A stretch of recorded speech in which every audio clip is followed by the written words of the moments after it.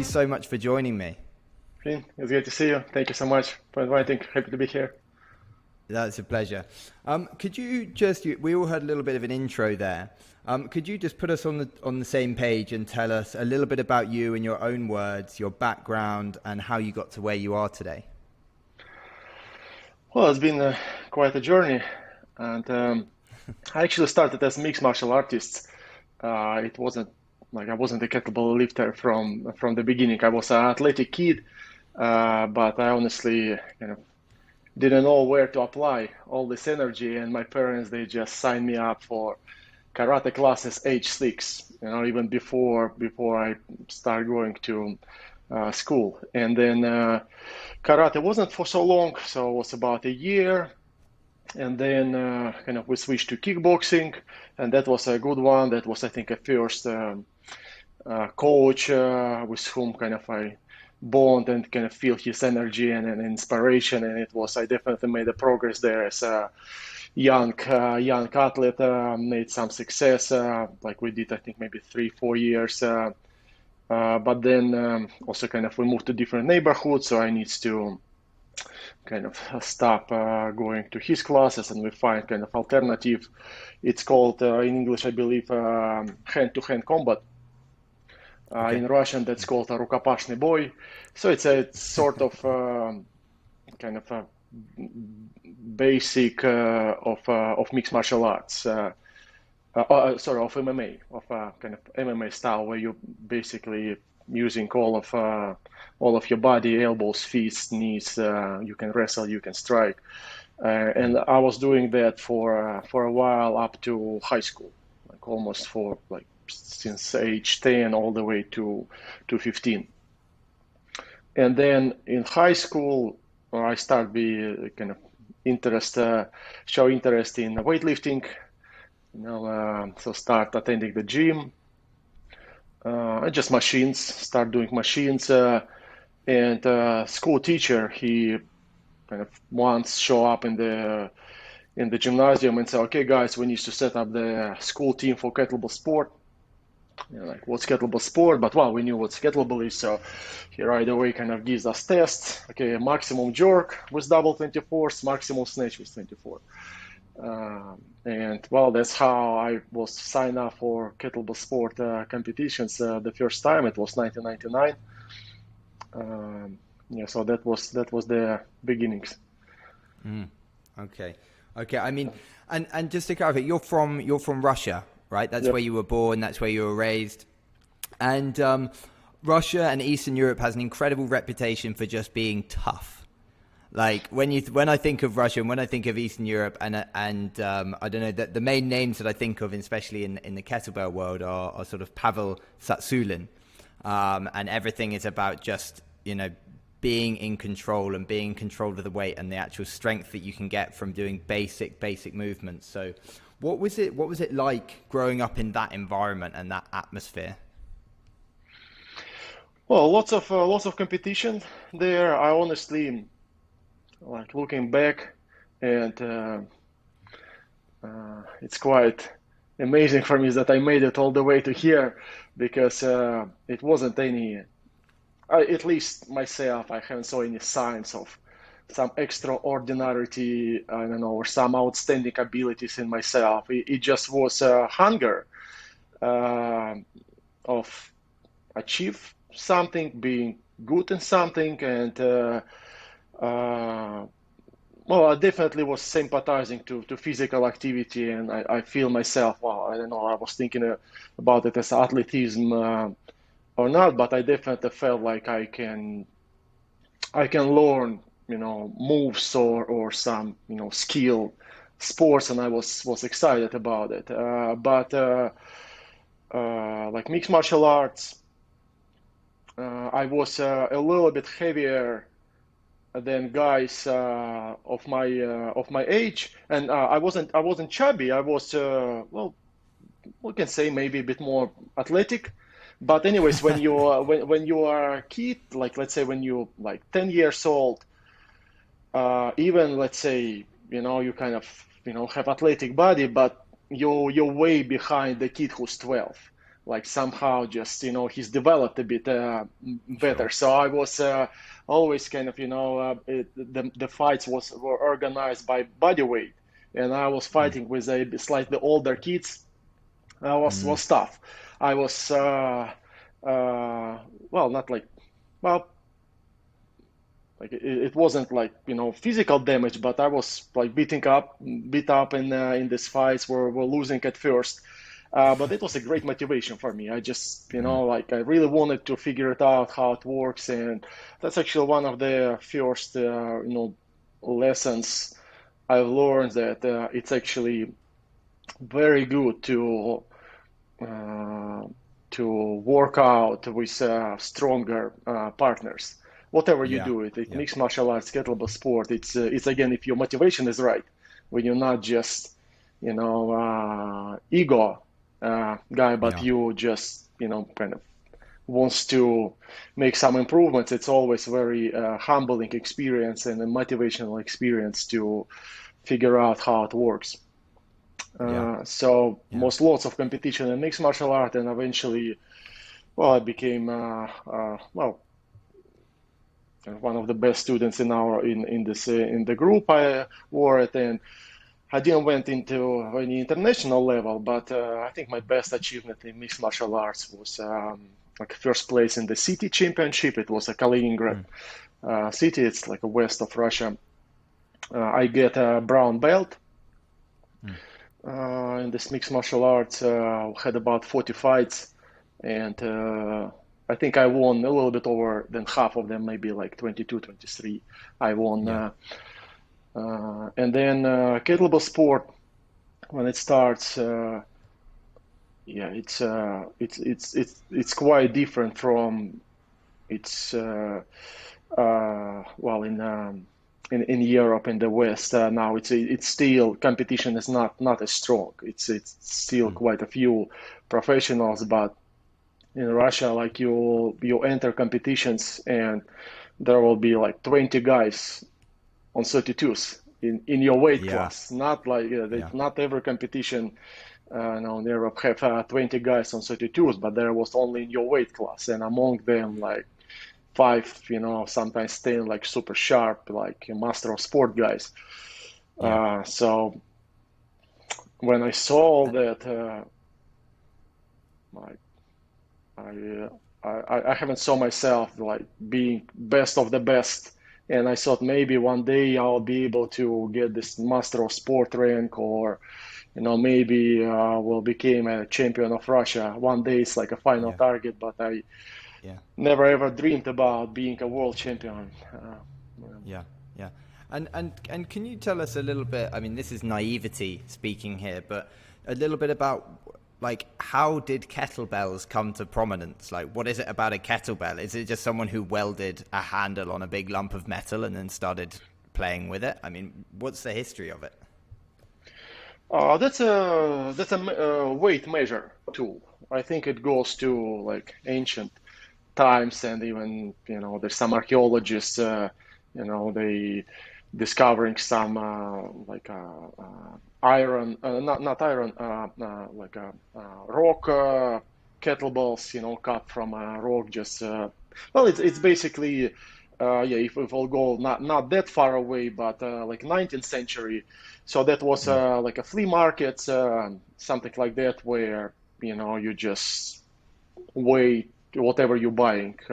It's a meat, it's a vegetables, and well, again, as far as I know, that after this markets, it was like kind of like a after party when guys Mm. staying to hang out, and I think they start like throwing these bells. Like heaviest ones, and it's even that was a different measurement system in 19th century Russia. It was a put, which is 16 Mm. kilograms, and then two put is 32 kilograms, and one and Mm. a half put is 24, and that's kind of the original weights of sport kettlebells we're lifting now. It's still three main weights: 16, 24, and 32. And so, yeah, they were throwing it. Who can throw it higher? And again, I think this from these flea markets, it's first step was to circus. So I think kettlebells was as one of the kind of attractions in circus where guys were throwing and flipping it, basically juggling. I think juggling was the first before like long cycle, jerk, and snatch. And it was like that pretty much all the way to mid 20th century. And again, on my knowledge, as far as I know, that after Second World War, like in this Soviet military, was developed to kind of the way to keep soldiers in shape, and they apply this existing tool, kettlebell, to military preparation because it's, I guess, cheap. You don't need to deal with these different plates and barbells and power racks, so you just give soldier a kettlebell, and he can carry it himself, and then he can lift it. And that was one of the kind of first beginnings of what we call now a kettlebell sport. So it was just a workout, and I think snatch is the one of the oldest exercises. Just when you swing the bell up to over the head. Yeah. And then jerk came second. Like this middle of the 20th century, like 50s, 60s, 70s, kettlebell sport was next to Olympic weightlifting federation in Soviets at least, and that was same exercises. And when Olympic so weightlifting, it was competed at the same time as well in competitions, because we obviously see a lot in the Olympics with Olympic weightlifting, but there was the same level of focus on kettlebell competition in Russia and Eastern Europe. You mean the level of popularity? Yeah. Well, Olympic weightlifting was legit, internationally accepted, was in Olympics. So, of course, Olympic weightlifting were, I think, more popular, and kettlebells were more of a kind of a working class kind of workouts, and far away from fancy fame, anything. Even myself, when I started it, well, it just was a solution kind of to stay fit, and it's also kind of was beneficial in university. I studied, it was a university team, and it's not like I was really kind of in love with this kettlebell sport. I figured, okay, it's some sort of a weightlifting, and it's I'm pretty good in it, and it gives me extra points in university, so I will stick with it. But I never felt about it as something cool. Honestly, I feel like it's total opposite. I feel like it's such a not the thing to brag about with, when you're hanging out with girls, kettlebells. No, no. I thought it's I thought it's such a just, well, you're all in chalk, no. I honestly, I was really surprised 2010 when we hosted the first international certification, and when guys all over the world came up to learn, like from States, from Australia, from Europe, I just dropped my jaw on the floor. So what? Why even these guys will be interested in this kettlebell? Like why they need it? But it kind of makes me think about it more kind of biased. Just what it do to your body, and that's where I start to grow my sympathy to it. Just when you start to think what it's actually developing when you exercise with it.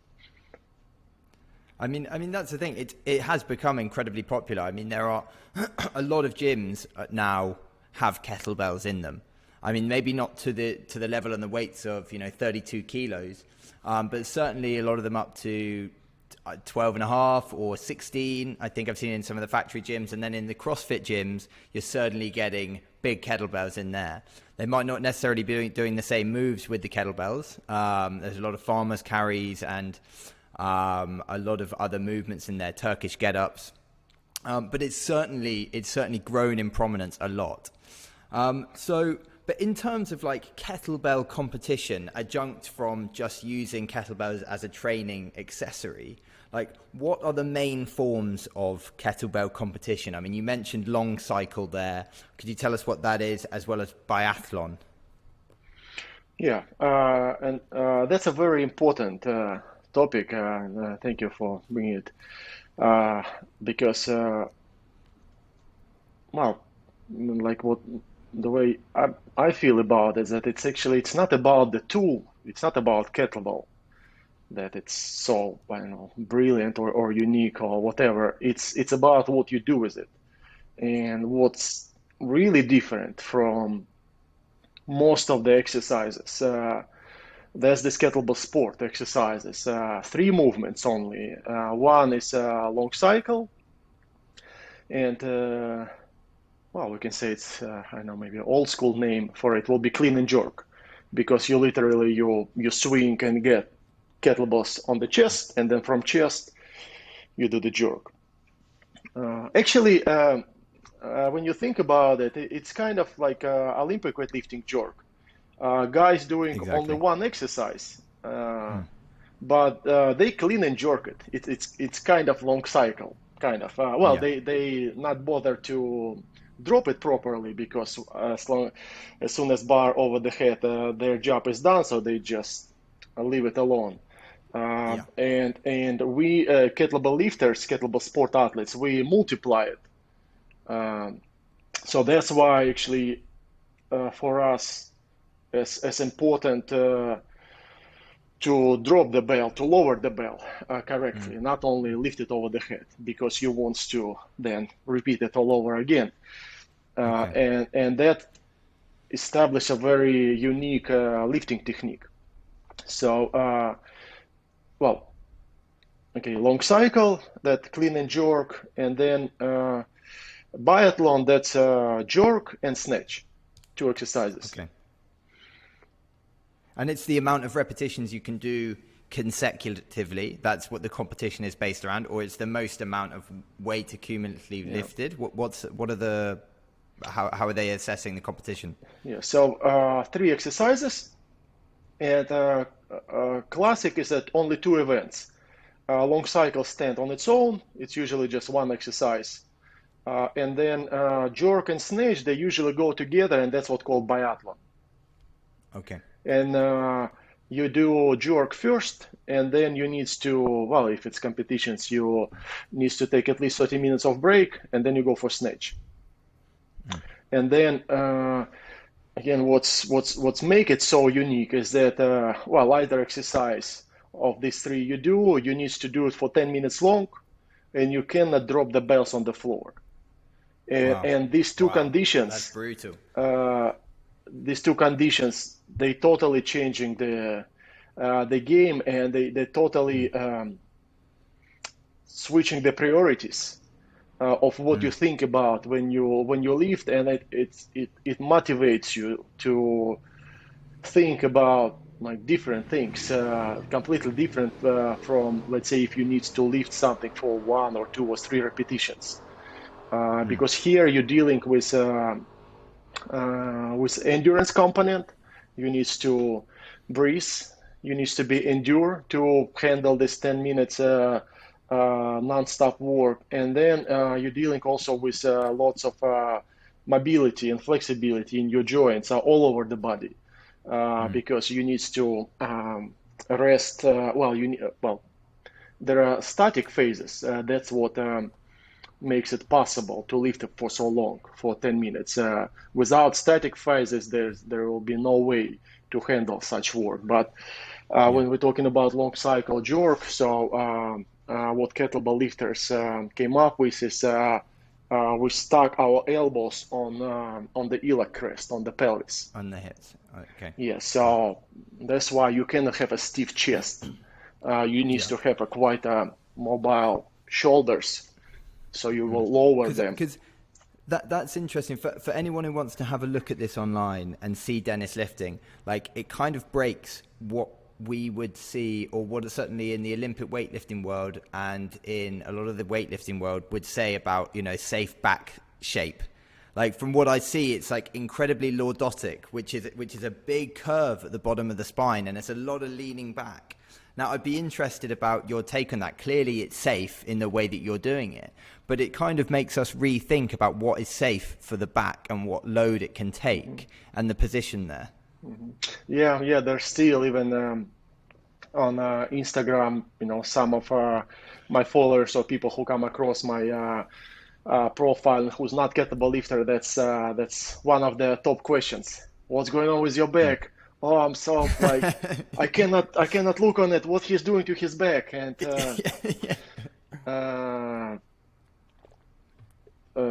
I'm doing it for over 20 years consistently. Yeah. And I never feel better. That's kind of the basic truth of it. And there are like reasons why. And I don't want to kind of say that it's wrong to lift heavy, because honestly myself I'm a big fan of weightlifting, and as I mentioned, the reason I'm doing this is because of Arnold Schwarzenegger, and I was impressed, and I'm still a big fan of weightlifters, bodybuilders. It's impressive what they do, but it's way more aggressive and risky work rather than kettlebell sport safety wise. Nothing is 100% safe. That's also important to understand. No any physical activity, especially weightlifting, is 100% safe, and that's fine, because there are rules and technique, what we call, and you just need to respect that. And if you do not respect that, you will get hurt whatever you do. Even the most basic exercise, if you will not follow the basic biomechanic rules, you will get hurt. So study the technique, study it, start light and easy, build it up. And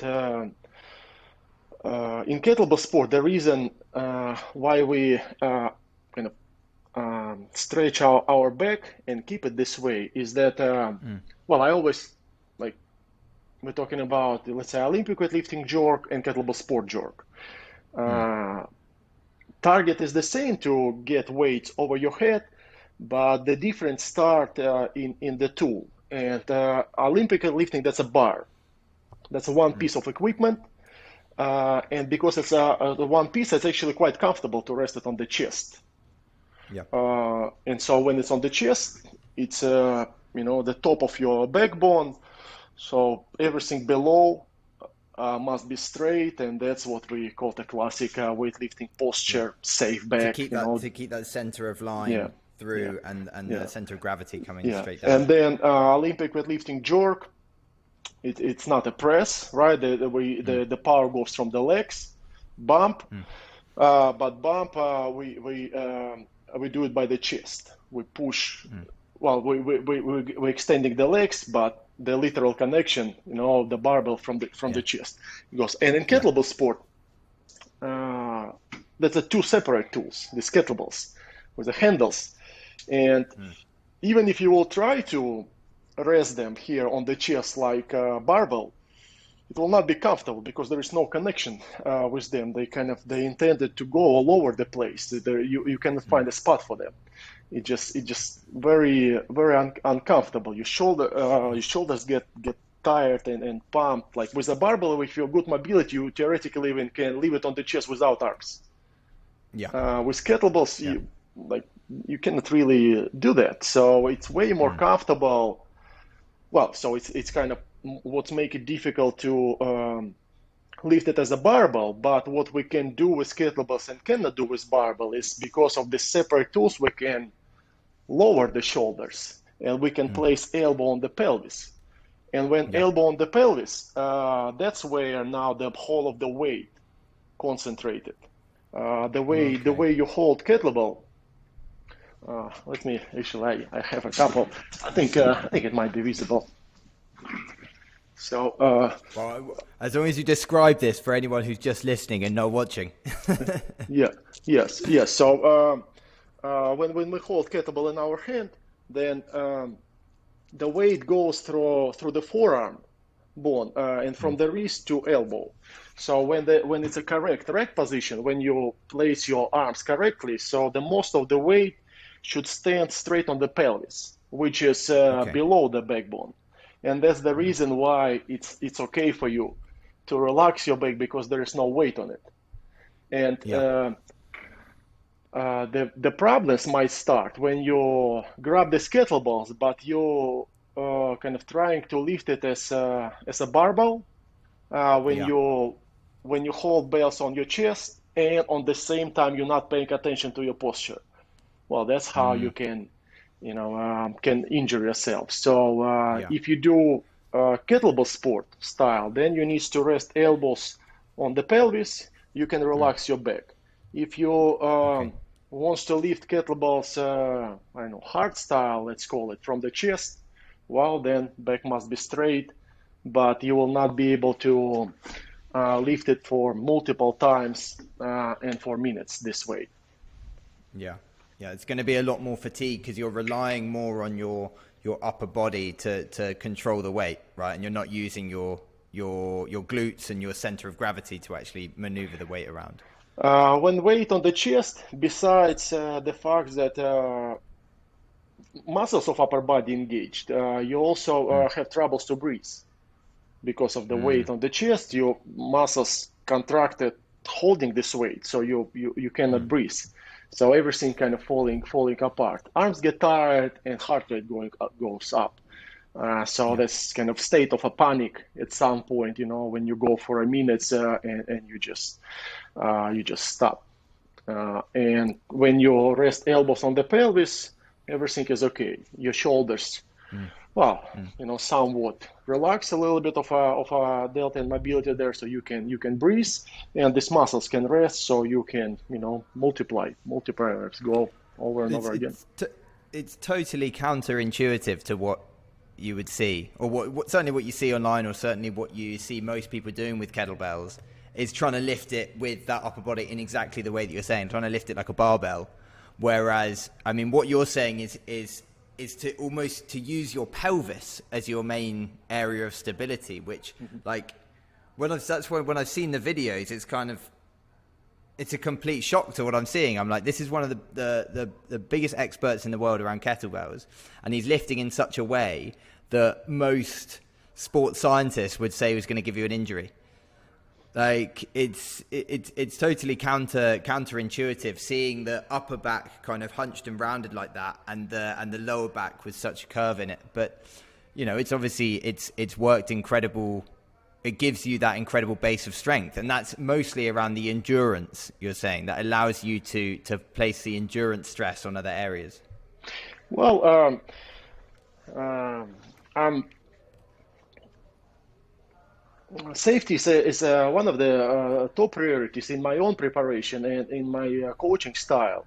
I care about it. One of the Mm. reasons is kind of very, very simple and easy to understand that there is not much for money in kettlebell sport.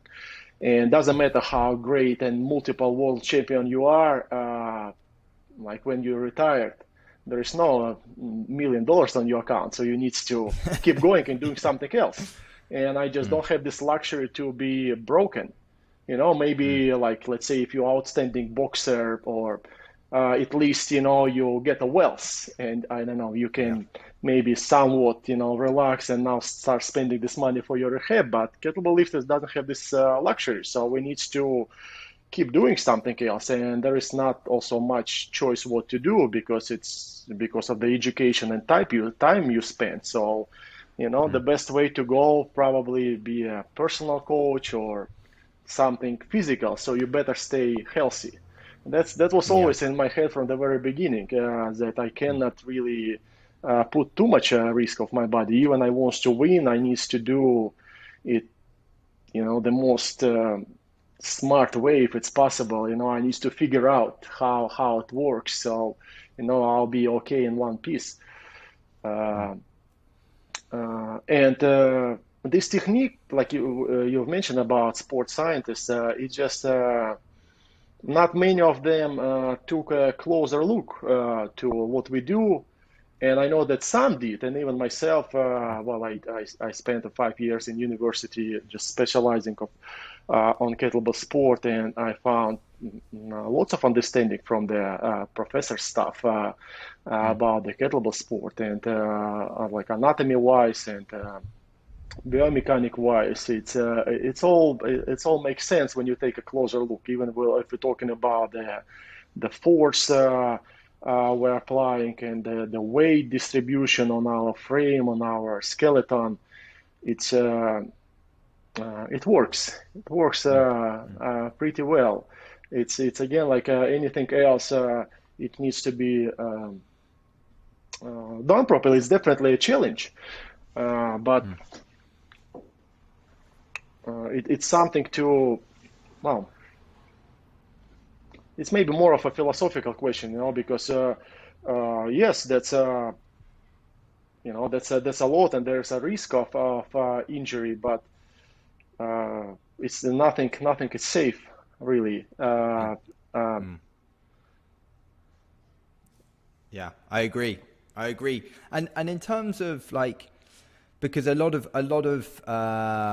the safety around sports that involve weightlifting and taking your body to an extreme level rely upon how, not just the technique, but how often you're training, how you're programming the big lifts, and what weights you're using. So like, could you tell us a bit more about how you structure your training? How often are you lifting heavy? Like, how often are you ingraining these separate moves? Are you doing any accessory exercises above and beyond just the snatch and the clean and jerk and the long cycle exercises? Like, how are you structuring this? Well, programming is I'm spinning around the what's called the training cycles. Preparation for one competition is about 12 weeks long. So basically my whole year is divided by 12 weeks spots.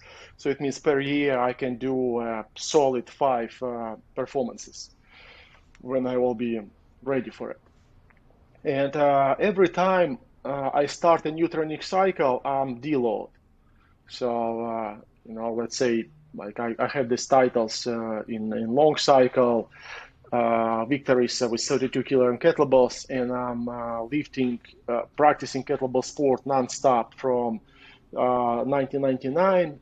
But it doesn't mean that only the kettlebells I'm lifting is 32s. Like if you look through my whole training routine, so with 32s it will be less than 50% of time. And the other half, actually more than half, is the lighter kettlebells. And again, when I'm at the beginning of the training cycle, I'm deload like all the way down to 16 kilogram kettlebells, which is very light for me, especially after 32s. And I'm start to building up to competition weight towards competition. Well, and there are quite a specific timing rules I'm using, such let's say competitions as a 10-minute set. So I know that the biggest pre-competition test, which is a 7 minutes, should be done 2 weeks prior competitions, and then I need at least another 4 weeks to get ready for this 7 minutes. So basically with 32 kilogram kettlebells I spent about 6-7 weeks. And then whatever I have rest, like 6-5 weeks, I'm gradually building up with 2 kilogram increments, 16s, 18s, 20s, 22s, 24s, 26s, 28s, 30s. And you're reducing the volume at the same time as you're increasing the weight. You're reducing the volume, or you're trying to push volume at the same time? So volume, if we're talking about the time, because the kettlebell sport workouts based on time. So reps is kind of a secondary priority. The way I'm programming is time intervals. Like I do, let's say 1 minute sets today, or 2 minute sets, or 3 or 4. So if we're talking volume in time, it's about the same.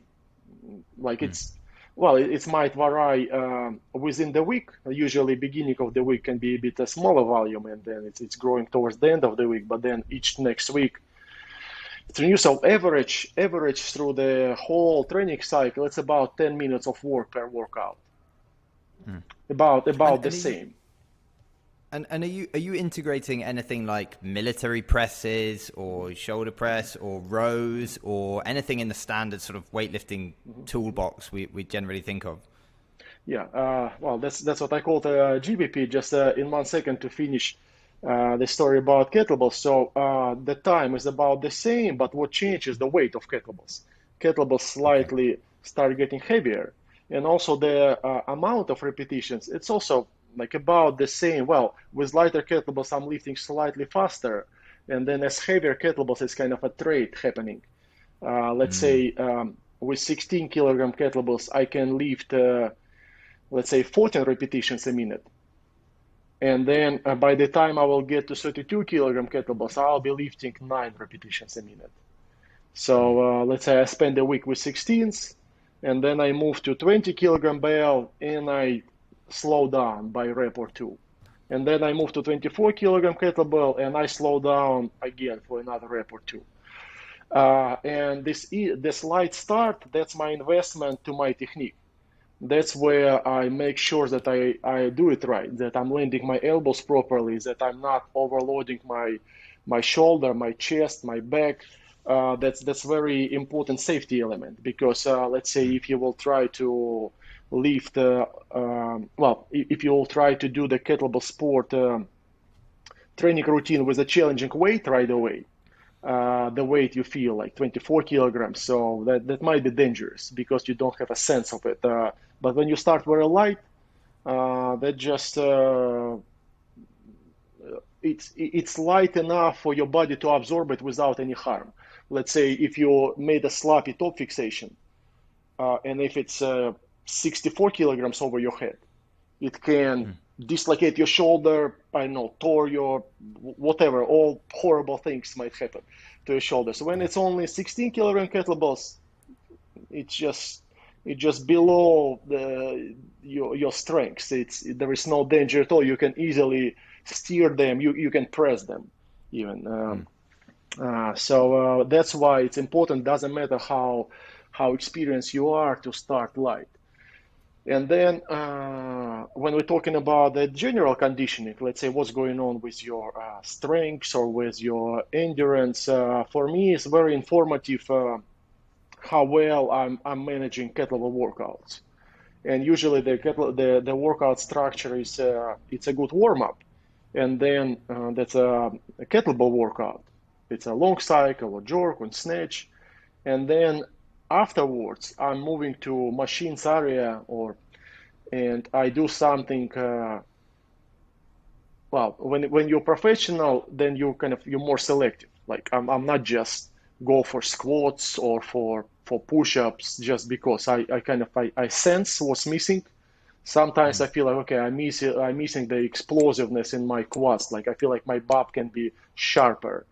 And Mm. for me, it's like a jump squats. I found out that the most effective exercise is a weight jump squats with a kettlebell on my back. Mm. So I can do up to like 100 jump squats, and that will be my tune-up of my quads uh, after bells. Or let's say if I'm a bit shaky in overhead, I feel like I want to have a bit more stability, a bit more kind of a static Mm. strength and power in my arms. So I will do also a high rep push-ups, also up to like Mm. 100 reps. Well, it Mm. can be sets of 20, 30 reps, but I'm total trying to get about Mm. 100 repetitions with a complete elbow lockout, kind of imitating my Mm. toe fixation position. Uh, What what what's, or what, stri- what strikes me there is how simple you're keeping it.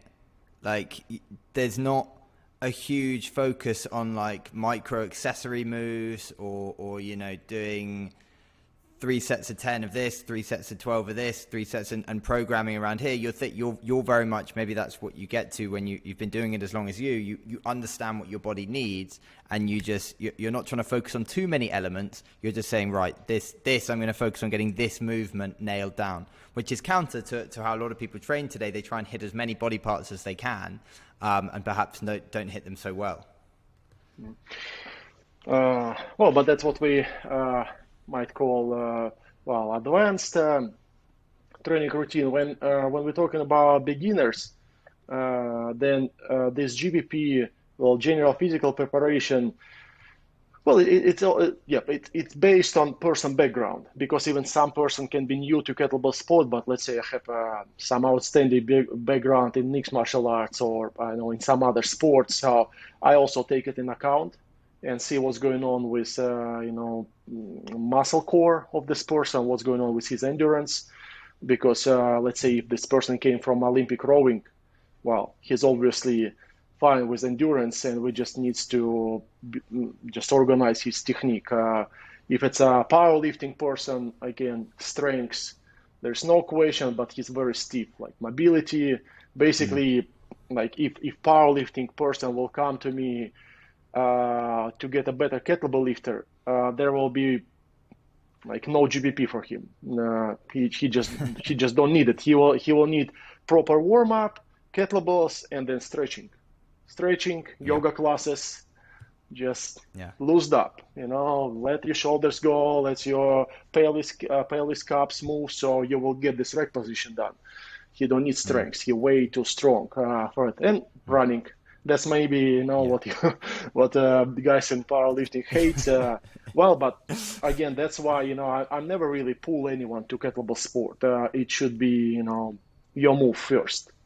Yeah. And if that's something that you want, well, I can list the topics we need to work on. We need to run, we need to stretch. Um, Running and stretching. I think a lot of people would nearly be sick if you told them that in the gym. Yeah. But let's say if it will be like a track and field athlete or a Mm. runner who's have incredible endurance, mobility on the level, but not enough muscle mass, a little bit too light. So for this person, we actually do quite a bit of weightlifting, and actually we might not do that much of a stretching and running because he's like or she totally good with it. But Yeah. we'll do squats, deadlift, push-ups, dips, bench press, Yeah. and just will establish this necessary amount of muscle mass to handle this kettlebells, especially if we're planning to go all the way to 32 kilogram kettlebells, which are Yeah. quite heavy, and you need to have. Well, we're not talking about some outstanding powerlifting performance for 32s, but body weight at least on the bar for squats, 1.5 body weights, half body weight on bench press, something like that. And it's 32 is the main competition category for the males, and what is it for the females? 24. It's 24 for female. And how long does it generally take? I mean, it's how long is a piece of string, but how long does it generally take for an amateur or a novice who's maybe got a little bit of done a bit of CrossFit in their time, or they've had a bit of experience in sports in their time, and they're coming in? What level do they normally start at? What sort of kettlebell do they start at? And how long does it take them to get to, let's say they're dedicated, let's say they train 3 or 4 times a week for this. How long might it take them to get to that, the 32 or for the females, the 24 kettlebell? Well, let's like my own example. I'm 1983, and the first time I've tried kettlebells was 1999. I was 16 years old.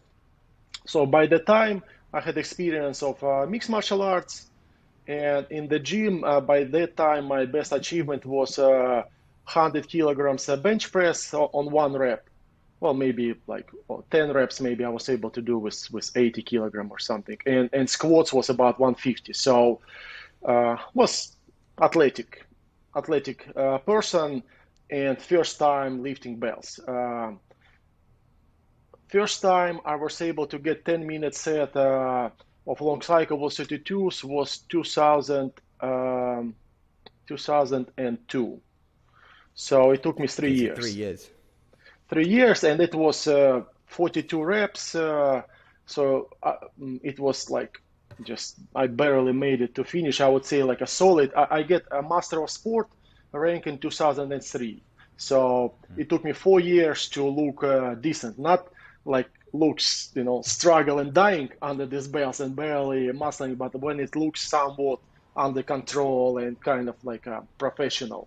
looking. So it took me 4 years, and that's about the true average for a person who dedicate himself to that. He focus on it. He working out consistently, well, 3 times a week. With kettlebells, that's ideal schedule, but also he paying attention to his general conditioning. He working out with weights about 3 times a week. He's doing cardio about 3 times a week. Well, he paying attention to mobility. So there are some rare examples of people achieving it even faster, like in 2 years. Well, someone never get it, but about 4 or 5 years to get to professional division. Yeah, and that's a lot of the difficulty for people, is it that it's not just like when you say training 3 times a week, that's, you know, maybe that's the window that people see, but they're not seeing the time that you need to spend staying mobile, the time that you need to avoid perhaps sitting down for so long, because it's very hard to counter and get the mobility that you're looking for if you're sitting at a desk for 7 hours consecutively in a day, or 8 hours consecutively in a day. So, I mean, are you working with people who are working office jobs, or are you specifically working with athletes and people who are really dedicated to this? Well, actually, myself, like even right now, I can say that I pretty much have a desk job. Well, I mean, I'm at my home, but right now I'm in front of my laptop.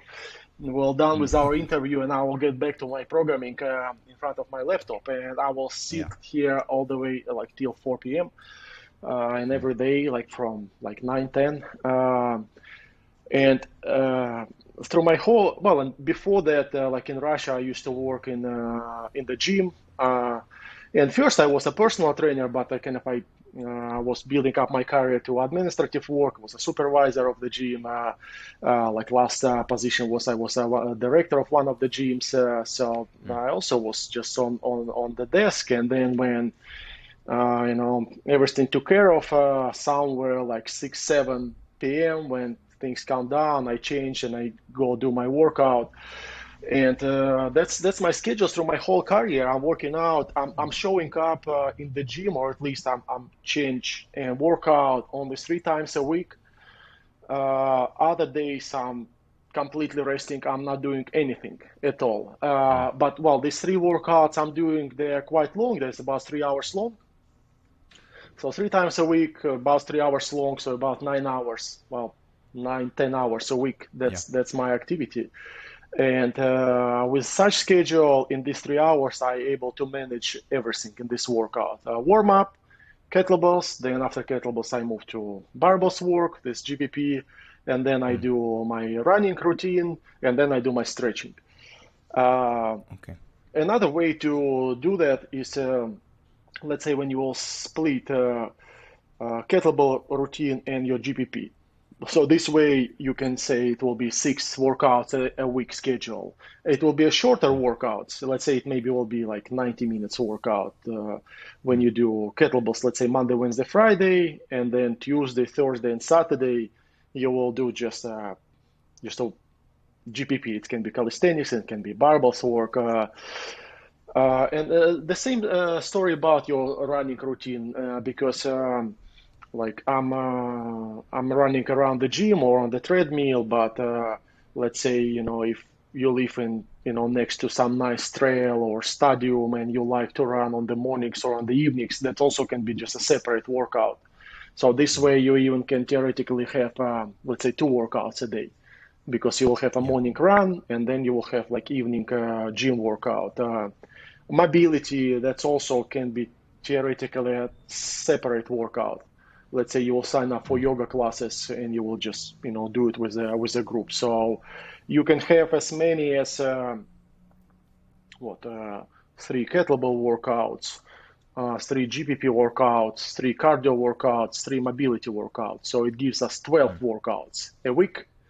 But each of them done 3 times. So it's basically like when I do coaching, I do not push my students to some particular formula how to combine them all together. It's depends on your personal lifestyle. So you either can just squeeze them all in 3 workouts total, or you can have 30 minutes, 1 hour long, 12 workouts a week. It's up to you. Only what I do not recommend is do these 3 workouts, in a row in 3 days. So you need to, Yeah. have at least Need the 1 day recovery break, time. between each time. But yeah, that's all. And Yeah. Yeah. I feel it quite enough to not get, stiff and loosed up after your day in office. Yeah. Uh, Yeah. That's good because yeah, it's difficult to, or certainly the times I've spent in an office job. I worked in London in the city for a little while, and I think for that I was at a desk. Luckily, we had standing desks, but I'd be there for nearly 8, 9, 10 hours a day, and then I would squeeze in, an hour and a half workout, and it was just the little niggles, just the little injury niggles that I would start picking up. Because immediately the first thing that I would jettison would be the mobility stuff and then the stretching, and then it would just be down to the core.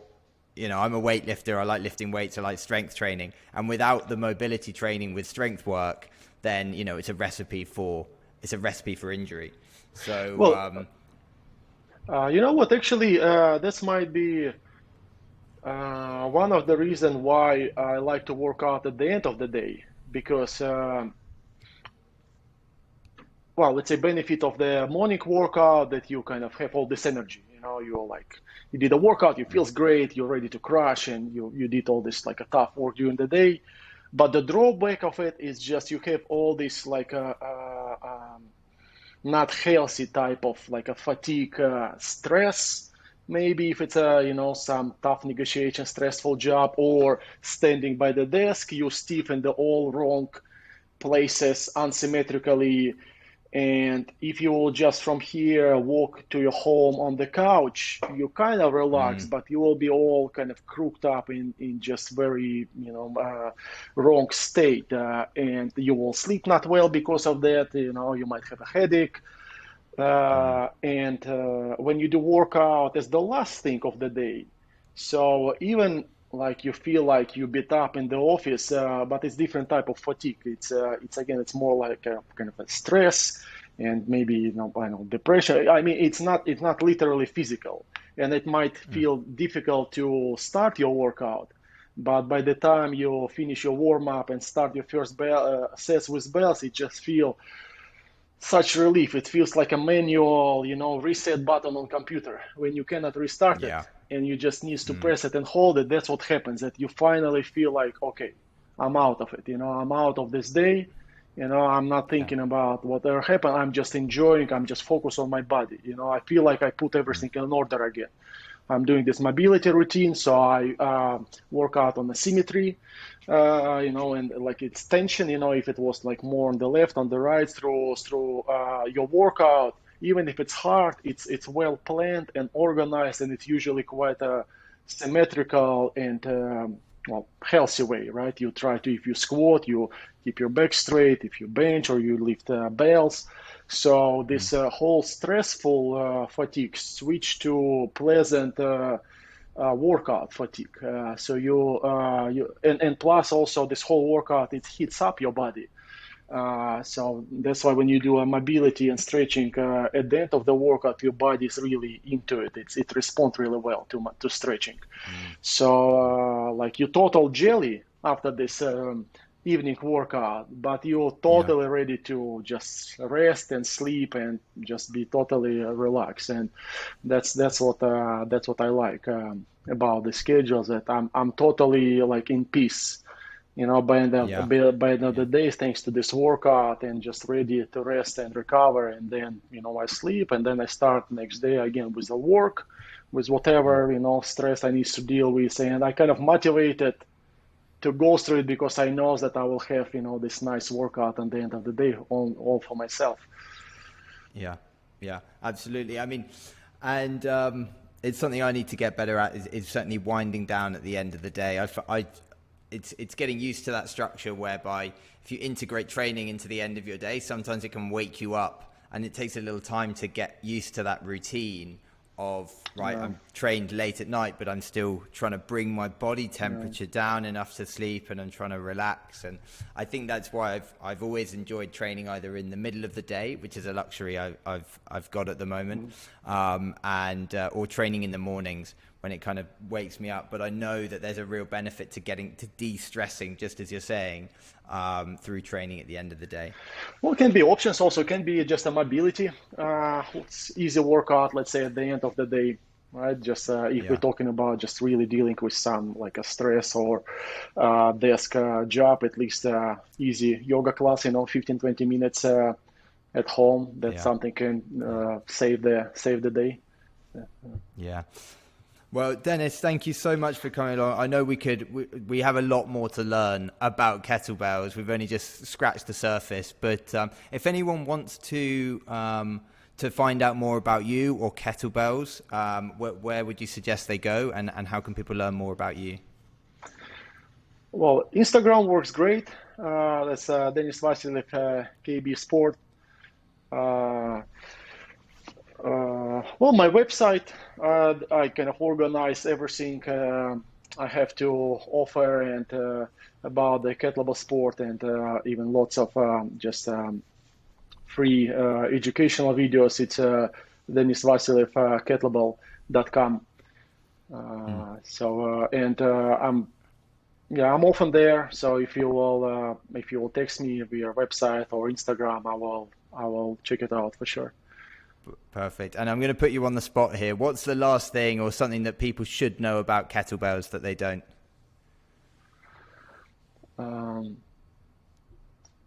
That's not about the kettlebell. That's about what you do with it. That's your workout. That's your particular routine. So just have a good idea what type of workout you want to do. Just learn first. And know your target. If it's a fitness, if it's a sport, what type of challenge you're looking for. And then when you know what you're looking for, well, then find a good workout for it, and go. I like it. Thank you so much for coming on, Denis, and I hope we can speak again soon. Thank you.